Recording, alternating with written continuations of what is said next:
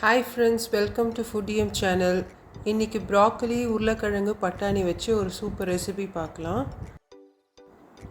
ஒரு டீஸ்பூன் சீரகம் எடுத்துக்கோங்க, ஒரு டீஸ்பூன் மிளகு எடுத்துக்கோங்க, 1.5 டீஸ்பூன் தனியா எடுத்துக்கோங்க, பூண்டு, இஞ்சி, வரமிளகாய் 2 போதும். எல்லாத்தையும் நல்லா தண்ணி ஊற்றி இதை போல் அரைச்சிக்கோங்க. ஒரு டேபிள் ஸ்பூன் எண்ணெய் ஊற்றிக்கோங்க. பிரிஞ்சி இலை, கிராம்பு, பட்டை, 2 வெங்காயத்தை அரைச்சி வச்சுருக்கேன். அதை இப்போது அதில் ஆட் பண்ணிக்கோங்க. நல்லா கலரி விட்டுடலாம். ஒரு பெரிய தக்காளி எடுத்துகிட்டு நல்லா அரைச்சிட்டு அதையும் ஊற்றிக்கலாம்.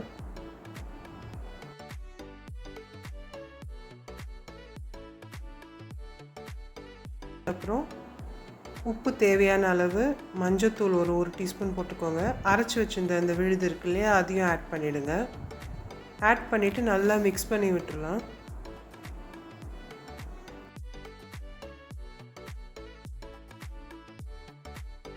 இப்போ ப்ராக்கலி, உருளைக்கிழங்கு, பட்டாணி எல்லாத்தையும் ஆட் பண்ணிடலாம். பண்ணிவிட்டு நல்லா மிக்ஸ் பண்ணி விடுங்க.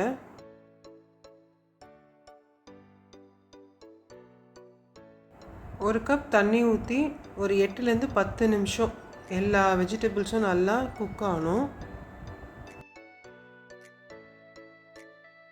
இப்போ ஓப்பன் பண்ணி பார்க்கலாம். எல்லா காயும் நல்லா வெந்திருக்கு.